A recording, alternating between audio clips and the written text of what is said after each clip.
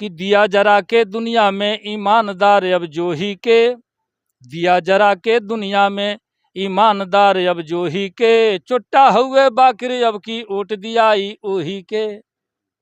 दिया जरा के दुनिया में कुछ जातिगत भेद पकड़ा है, कुछ धर्म जैसे जैसे भी मानिए, ये पकड़ लिया है लोगों को कि दिया जरा के दुनिया में ईमानदार अब जो ही के, चुट्टा हुए बाकरी अब की ओट दियाई ओही के। केहू कहे नाली बनवाइब, केहू कहे खड़ंजा, इनके मुर्गा हुनके दारू होखे रोज घमंजा। केहू कहे नाली बनवाइब, केहू कहे खड़ंजा, इनके मुर्गा हुनके दारू होखे रोज घमंजा।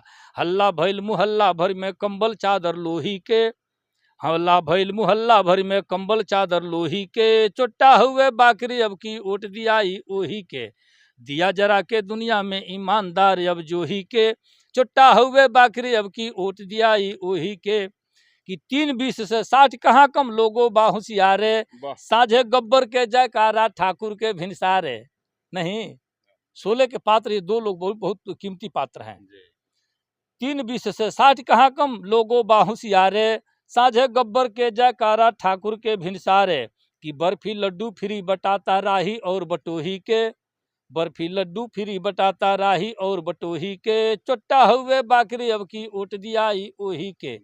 दिया जरा के दुनिया में ईमानदार अब जो ही के, चुट्टा हुए बाकरी अब की ओट दियाई ओही के। कि राजनीति में कैसे कहीं के बाटे सतवादी, राजनीति में कैसे कहीं के बाटे सतवादी, बगुला भगत भइल बा कहियो असली रूप दिखा दी। नहीं, राजनीति में कैसे कहीं के बाटे सतवादी, बगुला भगत भइल बा कहियो असली रूप दिखा दी। सही रही जब लोग तो आखिर सगरो माल सनोही के, सही रही जब लोग तो आखिर सगरो माल सनोही के, चुट्टा हुए बाकरी अब की ओट दियाई ओही के। अब सुनिए कि गली मोहल्ला गांव गांव घूमे लगे हैं ओट कटवा, गली मोहल्ला गांव गांव घूमे लगे हैं ओट कटवा, जेने से जौने आवे हथियावे ले बिच पटवा। जौना इन्हें बा उन्हें बीचे बा सबसे ढेर पावेला। गली मोहल्ला गांव गांव घूमे लगे ओट कटवा, जेने से जौने आवे हथियावे ले बिच पटवा।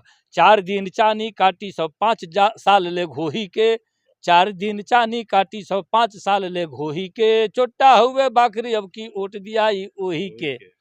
और सुनिए, एक बड़ी विसंगत है। हमारे यहाँ जब ताजिया बनता है तो आप देखते होंगे गुरधनिया हम ला के फेंकते हैं तो ये निशाना नहीं लेके फेंकते हैं किसको मिलेगा, जिसके हिस्से में जो आया पकड़ लिया, झपट लिया। अब सुनिए, व्यंग में कहता हूँ कि नोट लुटावल जाता जैसे तजिया पर गुरधनिया, नोट लुटावल जाता जैसे तजिया पर गुरधनिया, 3 जात तनी कम पावेल हैं बाभन ठाकुर बनिया।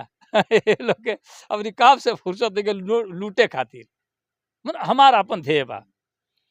नोट लुटावल जाता जैसे तजिया पर गुरधनिया, 3 जात तनी कम पावेल हैं बाभन ठाकुर बनिया। बारी के बारी कोयलासी तूरी कौन खरोही के, बारी के बारी कोयलासी तूरी कवन खरोही के, चुट्टा हुए बाकरी अब की ओट दियाई ओही के। अंतिम पद सुनी कि चोर चोर मौसेरा भाई मिल बांट के खई हैं, चोर चोर मौसेरा भाई मिल बांट के खई हैं, नमस्कार प्रेमी जी कह के खाली हाथ हिलई हैं। जैसन के अवतर वो कहने की कोनो सपोर्ट मिलल कि ना केहू से, तो यह तो चोर चोर मौसेरा भाई मिल बांट के खई हैं, नमस्कार प्रेमी जी कह के खाली हाथ हिलई हैं। इतने से संतोष रही हमरी खेते में सोही के, इतने से संतोष रही हमरी खेते में सोही के, चुट्टा हुए बाकरी अब की ओट दियाई ओही के। दिया जरा के दुनिया में ईमानदार अब जो ही के, चुट्टा हुए बाकरी अब की ओट दियाई ओही के।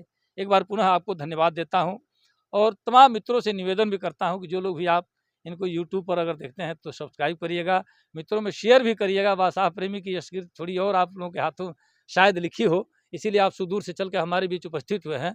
और फेसबुक पे से देखते हैं तो फॉलो करिएगा चैनल को।